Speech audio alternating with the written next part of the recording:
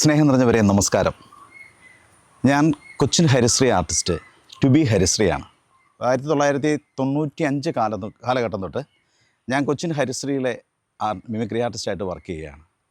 അപ്പം അന്ന് തൊട്ട് ഇന്ന് വരെയും കൊച്ചിൻ ഹരിശ്രീയാണ് എൻ്റെ ജീവിതത്തിൽ ഏറ്റവും കൂടുതൽ ഇപ്പം ഗൾഫ് രാജ്യങ്ങളിലായിക്കോട്ടെ പല രാജ്യങ്ങളിൽ പോകാനും നല്ല നല്ല ആളുകളുമായിട്ട് ബന്ധപ്പെടാനും അല്ലെങ്കിൽ ഇന്ന് മലയാള സിനിമയിൽ തന്നെ ഒട്ടുമിക്ക ആർട്ടിസ്റ്റുകളുമായിട്ട് ബന്ധപ്പെടാനും സാഹചര്യം ഒരുക്കി തന്നത് കൊച്ചിൻ ഹരിശ്രീ എന്ന ആ ട്രൂപ്പിലൂടെയാണ്. ആ കൊച്ചിൻ ഹരിശ്രീയുടെ ആ ഒരു കാലഘട്ടങ്ങളിലൂടെ സഞ്ചരിച്ചപ്പോഴുള്ള ആ ഒരു രസകരമായ ചില കാര്യങ്ങളാണ് ഞാൻ ഈ വരമ്പ് ചാനലിലൂടെ നിങ്ങളുമായി ഞാൻ ഷെയർ ചെയ്യുന്നത്. ഏകദേശം ശരിക്കും പറയുകയാണെങ്കിൽ ഒരു 1996 കാലഘട്ടത്തിലാണ് ഞാൻ കൊച്ചിൻ ഹരിശ്രീ ചെല്ലുന്നത്. അപ്പോൾ ഈ ഹരിശ്രീ ചെല്ലുന്നതിന് മുമ്പ് നല്ല രസകരമായ ചില കാര്യങ്ങൾ എൻ്റെ ജീവിതത്തിൽ ഉണ്ടായിട്ടുണ്ട്.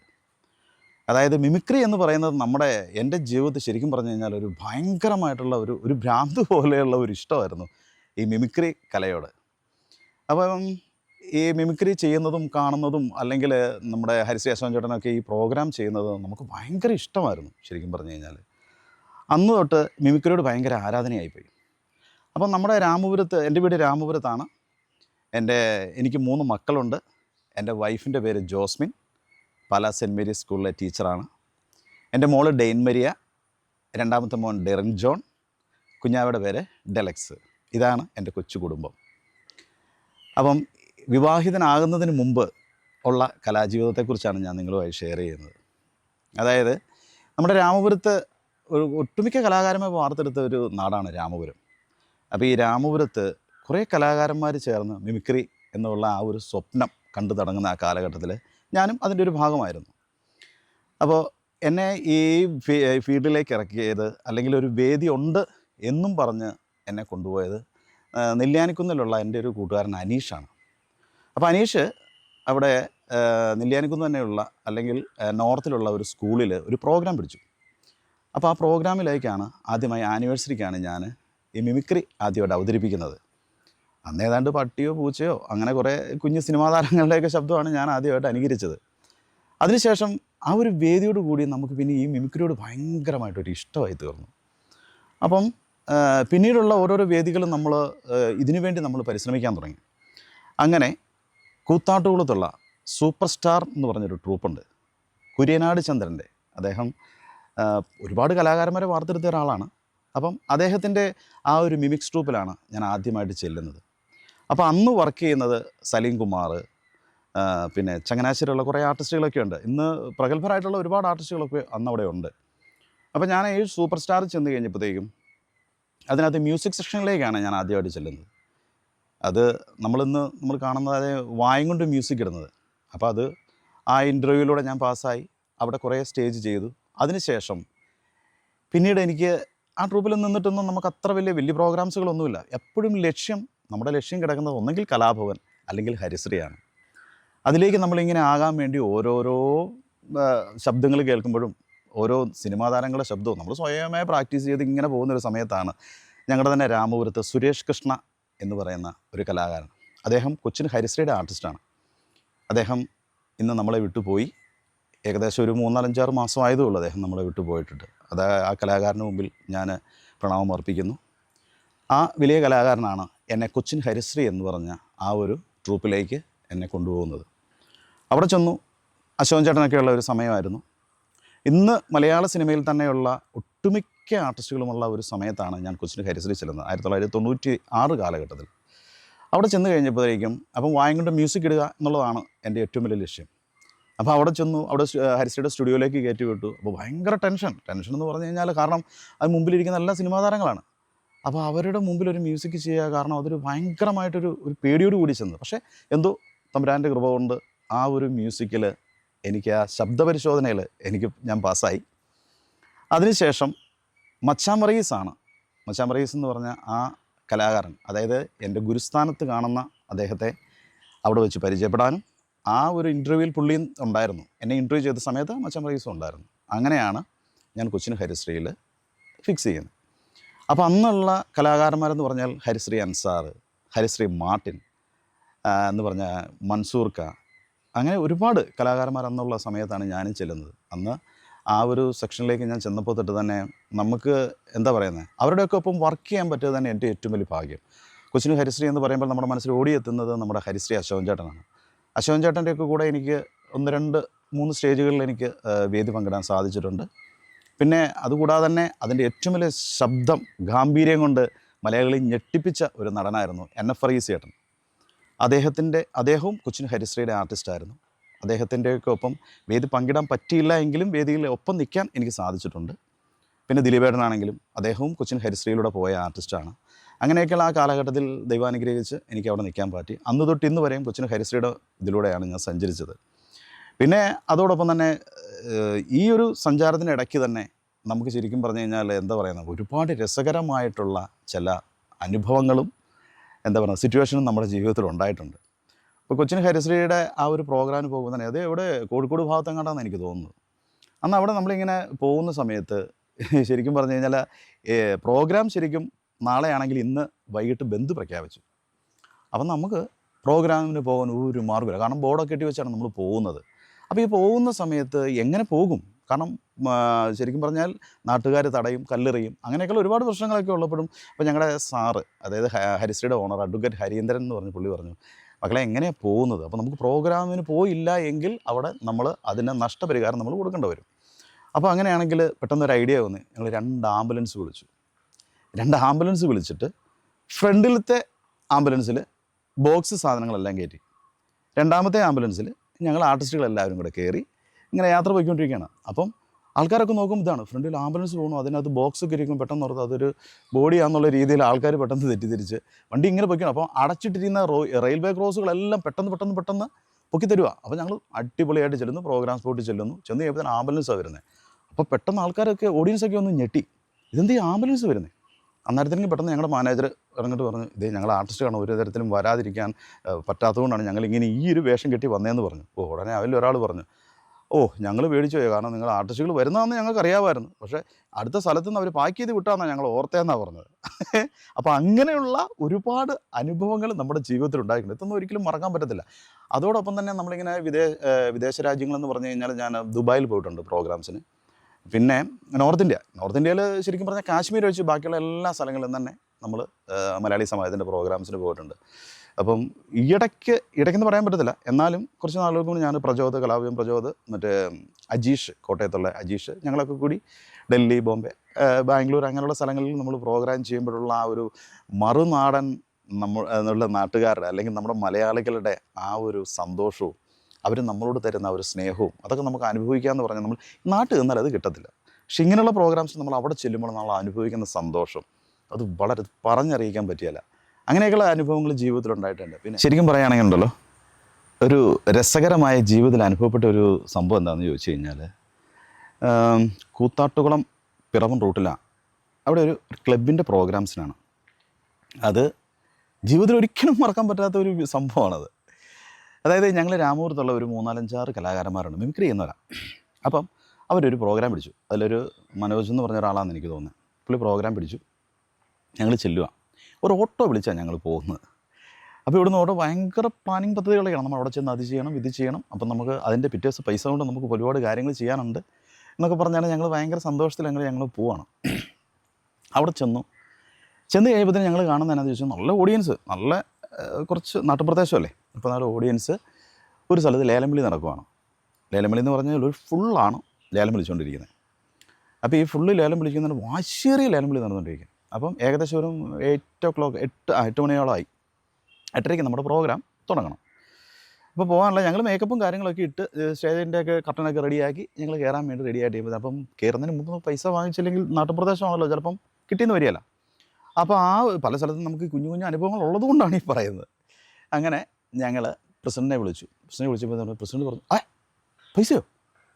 നിങ്ങൾ ഒന്നുകൊണ്ട് പേടിക്കണ്ട, ഈ നാടിൻ്റെ പ്രസിഡൻറ്റ് ഞാനാണ്, ഈ ക്ലബിൻ്റെയും പ്രസിഡൻറ്റ് ഞാനാണ്, അതുകൊണ്ട് 10 പൈസ പോലും നിങ്ങൾക്ക് കുറവില്ലാതെ നിങ്ങൾക്ക് പൈസ ഞാൻ തരിക്കും. നിങ്ങൾക്കുള്ള പൈസ ലേലം വിളിക്കുന്നതെന്ന് പറഞ്ഞു. പൈസ ചേട്ടാ, പൈസ എന്ന് പറഞ്ഞാൽ ഇരിക്കണ്ട, ആ ഫുള്ള് കണ്ടോ, ആ ഫുള്ളാണ് നിങ്ങൾ ലേലം വിളിച്ച് കഴിഞ്ഞാൽ നിങ്ങൾക്ക് ആ പൈസ നിങ്ങൾക്ക് കൊണ്ടുപോകാം, നിങ്ങൾ പറഞ്ഞതിനേക്കാൾ കൂടുതൽ പൈസ എനിക്ക് കിട്ടുമെന്ന് പറഞ്ഞു. ഫുള്ളേതായാലും ഉണ്ട്, ലേലം വിളി ഊർജിതമാകുന്നുണ്ട്. അപ്പം ഞങ്ങൾ ഓർത്ത് കുഴപ്പമൊന്നുമില്ല, അപ്പോൾ പൈസ കിട്ടും എന്നുള്ള പ്രതീക്ഷ ഞങ്ങൾ സ്റ്റേ കയറി പരിപാടി ഞങ്ങൾ തുടങ്ങി. സൈറനൊക്കെ കൊടുത്തു, പ്രിയമുള്ളവരെ എന്നൊക്കെ പറഞ്ഞ് നല്ല ഇതാണ്. അപ്പോൾ ഓഡിയൻസ് ഭയങ്കര കയ്യടിയും കാര്യങ്ങളും എല്ലാം ഉണ്ട് ഇങ്ങനെ നടന്നുകൊണ്ടിരിക്കുന്നു. കുറച്ച് കഴിഞ്ഞപ്പോഴത്തേക്കും ഇൻ്റർവെല്ലിൻ്റെ സമയത്തേക്ക് ഒരാൾ വന്നിട്ട് പറഞ്ഞു, അതേ ചേട്ടന്മാരെ ഒരു ചെറിയൊരു സംഭവമുണ്ട്. ആ വിറ്റുകൊണ്ടിരുന്ന, അതായത് ലേലം വിളിച്ചുകൊണ്ടിരുന്ന ആ ഫുള്ളില്ലേ, ആ ഫുള്ള് ആരണ്ട് അടിച്ചു മാറ്റിക്കൊണ്ട് പോയിട്ടുണ്ട്, ഭയങ്കര ബഹളം നടക്കുവാന്ന് പറഞ്ഞു. അയ്യോ ചങ്കൊന്ന് കാളി, പൈസ പോയോ? കാരണം കിട്ടുകയില്ല. കാരണം എന്താണെന്ന് ചോദിച്ചാൽ അങ്ങനെയാണല്ലോ, അത് വെച്ചല്ലേ ലേലം വിളിച്ചുകൊണ്ടിരിക്കുന്നത്. അപ്പോൾ അങ്ങനെയാണെങ്കിൽ ഒരു പണിയേ, അന്നത്തിന് പ്രസിഡന്റ് വന്നു, അതൊന്നും പ്രശ്നമില്ല, നിങ്ങൾ കംപ്ലീറ്റ് ചെയ്തു, നിങ്ങളുടെ പ്രോഗ്രാംസ് നിങ്ങൾ അടിപൊളിയായിട്ട് അങ്ങ് ചെയ്തു, ഒരു കുഴപ്പമില്ലെന്ന് പറഞ്ഞു. അപ്പോൾ ഒരു ആത്മവിശ്വാസമായി. വീണ്ടും ഞങ്ങൾ കുറേ സിനിമാ താരങ്ങളുടെ ശബ്ദവും അതൊക്കെ വെച്ച് ഭയങ്കര പാട്ടും കുത്തും ഒക്കെ വെച്ച് നല്ല അടിപൊളിയായിട്ട് പരിപാടി അങ്ങ് തീർന്നു. അപ്പോൾ പിന്നെ ഞങ്ങൾ പൈസ മേടിക്കാൻ വേണ്ടി കമ്മിറ്റി ഓഫീസിലേക്ക് ചെല്ലുക, ക്ലബിൻ്റെ. ചെന്നപ്പോഴത്തേനും പ്രസിഡന്റ് ഇങ്ങനെ താടിക്ക് കൈയും കൊടുത്ത് ഇങ്ങനെ ഇരിക്കുക. സാറേ അപ്പോൾ നമ്മുടെ പരിപാടി കഴിഞ്ഞു, അപ്പോൾ അതുകൊണ്ട് സാറേ ഇങ്ങനെ നമുക്ക് പൈസ തരുമായിരുന്നുണ്ടെങ്കിൽ ഞങ്ങൾക്ക് പോകാമായിരുന്നു പറഞ്ഞു. ഓക്കെ. അന്നേരം പുള്ളി ഒന്നും മിണ്ടുന്നില്ല. പുള്ളി പറഞ്ഞു, മക്കളെ ഒരു ചെറിയൊരു അബദ്ധം പറ്റിയിടാ, അതേതവനാണെന്ന് എനിക്കറിയത്തില്ല, ആ ഫുള്ള് കൊണ്ടുപോയ പുറകെ ഓഡിയൻസ്, അത് നാട്ടുകാർ ഭയങ്കരമായിട്ട് ഇത് ഇടഞ്ഞിട്ട് 10 പൈസ പോലും കിട്ടിയില്ല. അതുകൊണ്ടൊരു പണിയേ, ഞാനിത് ഏറ്റതാണെങ്കിൽ ഞാൻ പൈസ തരും. അപ്പോൾ മക്കൾ ഒരു പണി ചെയ്യണം, ഇന്നത്തേക്കൂടെ ഒന്ന് ക്ഷമിക്കേ, നാളെ രാവിലെ 10 മണിക്ക് എൻ്റെ വീട് ഇവിടെ തൊട്ടപ്പുറത്താണ്, ഇത് ഞാൻ കാണുന്ന വീടാണ്, അപ്പോൾ നിങ്ങൾ അവിടെ വന്നാൽ മതി, നിങ്ങൾ എല്ലാ പൈസയും നിങ്ങൾ എന്തിനാ വന്നത്, ഓട്ടോറിക്ഷയ്ക്കല്ലേ വരുന്നത്, ആ ഓട്ടോ പൈസ വരെ ഞാൻ തന്നേക്കാമെന്ന് പറഞ്ഞ് പുള്ളി ഞങ്ങളെ സമാശ്വസിപ്പിച്ചിട്ട് നേരെ ഞങ്ങളെ പറഞ്ഞു വിട്ടു. അപ്പോൾ പോണ വഴിക്ക് ഞങ്ങൾ പറയുന്നുണ്ട്, എടാ പൈസ കിട്ടുമോ? എന്നാലും കുഴപ്പമില്ലടാ, പുള്ളി പറ്റിക്കുമെന്നില്ല, കണ്ടിട്ട് അങ്ങനെ പറ്റിക്കുന്ന ഒരാളല്ല എന്നെനിക്ക് തോന്നുന്നു പറഞ്ഞു. ഉടനെ ഞങ്ങൾ പോയി സൗണ്ടുകാരെല്ലാം പറഞ്ഞു വിട്ടു. ഞങ്ങൾ വീട്ടിൽ പോയിട്ട് അന്ന് രാത്രി ഉറക്കം വന്നില്ല, പിറ്റേ ദിവസം പൈസ കിട്ടണമല്ലോ. പിറ്റേ ദിവസം ഞങ്ങൾ 3 പേര് നേരെ ചെല്ലുവാണ്. ചെന്ന് കഴിയുമ്പോഴത്തേനും പുള്ളി വീടിൻ്റെ അവിടെ ഇരിക്കുക. വന്നോ, നിങ്ങൾ വന്നോ? അത് ഞാൻ തുറന്ന് നിങ്ങളൊരു കാര്യം പറയാൻ പോവാണ്. എൻ്റെ ഈ 10 പൈസ പോലും കിട്ടിയിട്ടില്ല, പക്ഷേ നിങ്ങളെ ഞാൻ നിരാശപ്പെടുത്തുകയല്ല. നിങ്ങൾക്ക് ഞാനിവിടെ ഇത് കണ്ടോ, ഇവിടം തൊട്ട് അങ്ങേയറ്റം വരെ എൻ്റെ ഫാമുകളാണ്. ഫാമെന്ന് പറഞ്ഞാൽ കോഴി ഫാമുണ്ട്, പന്നി ഫാമുണ്ട്, ആട് ഫാമുണ്ട്, അങ്ങനെ കുറേ ഫാമുകളുണ്ട്. ഇതെല്ലാം പുള്ളി ഞങ്ങളോട് പറഞ്ഞുകൊണ്ടിരിക്കുക. ഈ ഫാമുകളിനകത്ത് ഞാൻ നിങ്ങൾക്ക് ചെയ്യാൻ പോകണമെന്നു ചോദിച്ചാൽ ഒരു 8 കോഴി അങ്ങ് പിടിച്ചു തരാം. കോഴിയോ? അപ്പം ഞാൻ ചോദിച്ചു, സാറേ കോഴിയോ? ഒരു കോഴി എന്ന് പറഞ്ഞാൽ നല്ല തൂക്കമുള്ള കോഴിയാണ് മോനെ, നിങ്ങളൊരു പണിയേ. അപ്പോൾ നിങ്ങൾ ആ ഒരു 8 കോഴി കൂതാളം ചന്ത കൊണ്ട് കൊടുത്തു കഴിഞ്ഞാൽ നിങ്ങൾക്ക് ഇഷ്ടം പോലെ പൈസയും കിട്ടും. ഇന്ന് ഓട്ടോയ്ക്കല്ലേ വന്നേ, ആ ഓട്ടോ കാശ് വരെ നിങ്ങൾക്ക് കിട്ടുമെന്ന് പറഞ്ഞു. ഇത് കേട്ടതേ ആകെപ്പാടെ മനസ്സൊന്നും മടുത്തു. കാരണം ചോദിച്ചാൽ കോഴിയൊക്കെ വിറ്റേച്ച്, പരിപാടിക്കാർ കോഴിയൊക്കെ വിറ്റേച്ച് പോകാമെന്ന് പറയുമ്പോഴത്തേന് അല്ലെ പിന്നെ കോഴിക്കള്ളം എന്നുള്ള പേരും പറയും. ഇതെങ്ങാനും നാട്ടുകാർ അറിഞ്ഞു കഴിഞ്ഞാൽ അതിലേറെ പ്രശ്നമാവും. കാരണം വലിയ മികച്ച് നിൽക്കുക ഇന്നലെ പരിപാടി കഴിഞ്ഞ് വെച്ചിട്ടേ. അപ്പോൾ എന്തായാലും ഒരു പണിയേ, നിങ്ങൾ വന്നേ, നിങ്ങൾക്ക് ഞാൻ റെഡിയാക്കി തരാം എന്ന് പറഞ്ഞ് പുള്ളി ഞങ്ങളെ വിളിച്ചുകൊണ്ട് കോഴിക്കോടിൻ്റെ അവിടെ ചെന്നു. കോഴിക്കോട് ഇതുണ്ടോ, ഇത് തൊട്ടപ്പുറത്ത് എൻ്റെ പന്നി ഫാം, അതിൻ്റെ തൊട്ടപ്പുറത്ത് ആട് ഫാം, ഇതാണ് എൻ്റെ കോഴിക്കോട്, ഞാൻ നിങ്ങൾക്ക് പിടിച്ചു തരാമെന്നേ എന്നും പറഞ്ഞ് ഈ പുള്ളി ചെന്ന് വെച്ചിട്ട് ആ കോഴിക്കോടിൻ്റെ വാതിൽ അങ്ങനെ ഞങ്ങൾ വലിച്ചങ്ങ് തുറക്കുകയും ഒന്നാം തരം ഒരു പൂവൻകോഴി ഒരൊറ്റ കൊത്ത പുള്ളിയുടെ കണ്ണിൻ്റെ കൊത്തിയിട്ടേ പുള്ളിയുടെ കണ്ണ് എന്നൊരു വെയ്യും പുള്ളി ഞാൻ നോക്കുമ്പോൾ ഒറ്റ അടിക്ക് പൊത്തി അടിച്ചതേ ആണ്ട കിടക്കുന്ന ആ പന്നിവേലിയുടെ മുകളിലേക്ക് ആ വേലി അങ്ങോട്ട് മറിഞ്ഞും വീണു. അതിനിടയ്ക്കൂടെ ഞാൻ നോക്കുമ്പോൾ ഒരു 3-4-5 പന്നി താണ്ട വെടിച്ചില് പോലെ ഓടി. കോഴി അതിനകത്ത് ചാടിയും പോയി. ഞാൻ നോക്കുമ്പോൾ ഇതാണ്ട് പുള്ളിക്കാരത്തിൽ പമ്പർന്നൂത്തി ഇതെല്ലാം കണ്ടുകൊണ്ടിരിക്കുക. ഭാര്യ നിങ്ങൾ ആരാടാന്ന് ചോദിച്ചു. എൻ്റെ കോഴിയും എൻ്റെ പന്നീനെയും തുറന്നു വിടാൻ നിങ്ങൾ ആരാ? അങ്ങനെ അടുത്ത് വരുമ്പോഴാണ് പുള്ളി ഇതാണ്ട് താഴെ കിടക്കുന്നു. പുള്ളി പറഞ്ഞു, മക്കളെ എൻ്റെ കൈ പൊട്ടിയെന്നാടാ തോന്നുന്നത്, എന്നെ എവിടെയെങ്കിലും ആശുപത്രി കൊണ്ടുപോടാന്ന് പറഞ്ഞു. അപ്പം ഇതൊക്കെ നടക്കുമ്പോഴും നമുക്കിത് എന്നെ സംഭവിക്കുന്നതെന്ന് യാതൊരു പിടുത്തവും കിട്ടുന്നില്ല. കാരണം മിമിക്രി കഴിഞ്ഞിട്ട് വന്ന് പൈസ മേടിക്കാൻ വന്നവരാ ഞങ്ങൾ. എന്നിട്ട് ചേച്ചി ഞങ്ങൾക്കിത് അറിയത്തില്ല. അന്നേരം പുള്ളി എന്നെ എങ്ങനെയെങ്കിലും ഒന്ന് ആശുപത്രി കൊണ്ടുപോടാന്ന് പറഞ്ഞ് ഞങ്ങളുടെ നേരെ ഇങ്ങനെ നോക്കി കിടക്കുക. പുള്ളിക്കാരത്ത് പറഞ്ഞു, ഒരു കാരണവശാലും ഈ ചാടിപ്പോയ പന്നീനെയും ഈ കോഴിനെയും പിടിച്ചു തരാതെ നിങ്ങൾ ഒറ്റ എണ്ണം എൻ്റെ വീട്ടിൽ നിന്ന് ഇറങ്ങിയാലെന്ന് പറഞ്ഞു. ആകെപ്പാടെ ഞങ്ങൾക്ക് തല കറങ്ങുന്ന ഒരവസ്ഥയായി. ഒരു പണിയേ. അപ്പം പുള്ളി പറയാം, എങ്ങനെയെങ്കിലും എന്നെ ഒന്ന് കൊണ്ടുപോകാമെന്ന് പറഞ്ഞു. അവസാനം ഞങ്ങൾ ഈ പുള്ളിയുടെ കയ്യെ പിടിച്ചെഴുന്നേക്കുമ്പോൾ കൈക്ക് നല്ല നീരാണ്, ഭയങ്കരമായിട്ട് പെട്ടെന്ന് എവിടെ വീണ് പൊട്ടിയിട്ടുണ്ട്. ചാടി എടുത്തു അപ്പം പറഞ്ഞു, അപ്പം ഞങ്ങൾ വന്ന് ഓട്ടോറിക്ഷ അവിടെ കിടക്കുക. നമ്മൾ വാടാ എന്ന് പറഞ്ഞ് ഒരു കാര്യമല്ലെന്ന് ഓർക്കണം. നേരെ ഞങ്ങൾ ഓട്ടോറിക്ഷയിൽ കയറ്റി നേരെ കൂത്താട്ടുളം ഹോസ്പിറ്റലിൽ ചെന്നു. ഹോസ്പിറ്റലിൽ ചെന്നപ്പോഴത്തേനും അവിടെ എക്സ്റേ ഒക്കെ എടുത്തു, മറ്റേ ECG ഇതെല്ലാം എടുത്തു കഴിഞ്ഞപ്പോഴത്തേക്കുണ്ടല്ലോ ബില്ലടയ്ക്കണം. എന്ത് ചെയ്യും? ഉടനെ നേഴ്സ് വന്നിട്ട് പറഞ്ഞു, അതെ ഈ ബില്ല് അടച്ചാലോ കേട്ടോ എന്ന് പറഞ്ഞു. ഉടനെ ബില്ല് നോക്കിയപ്പോൾ ഞാൻ ഒന്നും ഞെട്ടി. 10ൻ്റെ പൈസ കയ്യിലെന്ന് ഓർക്കണം. ബില്ല് അവിടെ മേടിച്ചു. ഉടനെ ഞാൻ ഫോൺ വിളിച്ചിട്ട് ആ ചേച്ചിയുടെ നമ്പർ ആ ചേട്ടൻ്റെ നിന്ന് മേടിച്ച് വെച്ചിട്ട് വിളിച്ചു, ചേച്ചി ചേട്ടന് ഇവിടെ ഇച്ചിരി പൈസയുടെ ആവശ്യമുണ്ട്, അപ്പോൾ ഇങ്ങനെ ഹോസ്പിറ്റലാണ് ഞങ്ങളിവിടെ കൊണ്ടുവന്നു, എന്താ ചെയ്യേണ്ടതെന്ന് ചോദിച്ചു. അന്നേരം അവിടുന്ന് അങ്ങേ തലയ്ക്ക് എനിക്കിതൊന്നും കേൾക്കണ്ട, എൻ്റെ കൂട്ടിൽ നിന്ന് ചാടിപ്പോയ 3 പന്നീനെയും 8 കോഴീനെയും നിങ്ങൾ പിടിച്ച് തന്നില്ലെങ്കിൽ നിങ്ങളുടെ നിങ്ങളുടെ പേര് ഞാൻ കേസ് കൊടുക്കുമെന്ന് പറഞ്ഞു. ഞാൻ പെട്ടെന്ന് അങ്ങ് ഫോൺ കട്ട് ചെയ്തു. തല കറങ്ങാനും തുടങ്ങി. ഇത് എന്നെ ചെയ്യണമെന്ന് അറിയത്തില്ല, മിമിക്രി ഉപേക്ഷിച്ചാലോ എന്ന് ആലോചിച്ചു പോയി. അതേ അവസ്ഥയായിപ്പോയി. ദൈവത്തിൻ്റെ അനുഗ്രഹം, അല്ലാതെ എന്താ പറയുന്നത്. ആ ക്ലബിലെ ഒരു 3-4 പേരിങ്ങ് വന്നു ഇത് സംഭവിച്ചറിഞ്ഞത്. കാരണം പന്നിക്കൂടും വേലിക്കൂടും എല്ലാം പൊളിച്ചല്ലോ, പൊളിച്ച് കിടക്കുന്ന ഈ അവസ്ഥ നാട് മൊത്തം പരന്നു. മിമിക്രിക്കാർ വന്നാൽ പൊളിച്ചെന്നാണ് പറഞ്ഞത്. അങ്ങനെ ആയി കഴിഞ്ഞപ്പോഴത്തേക്ക് എന്നെ ചെയ്തെന്നറിയാമോ, ഇവർ വന്നിട്ട് പറഞ്ഞു, ഞാൻ പറഞ്ഞു എൻ്റെ പൊന്നു ചേട്ടന്മാരെ ഇതാണ് സംഭവം, ഞങ്ങൾ വന്നപ്പോൾ പൈസയൊന്നുമില്ല, അപ്പോൾ കോഴിയെ പിടിച്ചു വന്നു, ഞങ്ങളിത് കൊണ്ട് കൂത്താറുകുളം ചന്തയെ വിറ്റേച്ചിട്ട് പൈസ മേടിക്കാനാണ് പറഞ്ഞത്. അതിന് വേണ്ടി ഞങ്ങൾ നിന്നാ, ഞങ്ങളൊന്നും അറിഞ്ഞിട്ടില്ല, ഞങ്ങളിത് കണ്ടത് മാത്രമേ ഉള്ളെന്ന് പറഞ്ഞു. അവസാനം പുള്ളി പറഞ്ഞു, ചേട്ടന്മാരെ നിങ്ങൾ വിട്ടു, പൈസ ഞങ്ങൾ എപ്പോഴേലും തരാം എന്ന് പറഞ്ഞ്. അങ്ങനെ ജീവിതത്തിൽ മറക്കാൻ പറ്റാത്ത ഒരു വലിയൊരു അനുഭവം ഉണ്ടായിട്ടുണ്ട് എനിക്ക്. അത് ശരിക്കും പറഞ്ഞാൽ അത് അനുഭവിച്ചപ്പോഴാണ് അതിൻ്റെ ഒരു ഇത്. കാരണം സ്റ്റാർ ആകണമെന്നും മിമിക്രി ചെയ്യണമെന്നും വലിയ ആഗ്രഹിച്ച് നടന്ന ആൾ പന്നി പിടിച്ചോ കോഴി പിടിച്ചോ നടന്നു കഴിഞ്ഞാൽ വീട്ടിൽ പറയാൻ പറ്റുമോ? അന്നേരം വീട്ടിൽ നിന്ന് അടിച്ചു ഓടിക്കും. അതേ അവസ്ഥയാണ് നമ്മുടെ ജീവിതത്തിൽ ഉണ്ടായിട്ടുള്ളത്. ഇതൊക്കെ ഇന്ന് ഓർക്കുമ്പം വളരെ രസകരമായിട്ടുള്ള ഒരു അനുഭവമാണ് ജീവിതത്തിൽ ഉണ്ടാകുന്നത്. അതുമാത്രമല്ല, നമ്മൾ നോർത്ത് ഇന്ത്യയിൽ ശരിക്കും പറഞ്ഞു കഴിഞ്ഞാൽ എന്താ പറയുക, നമ്മൾ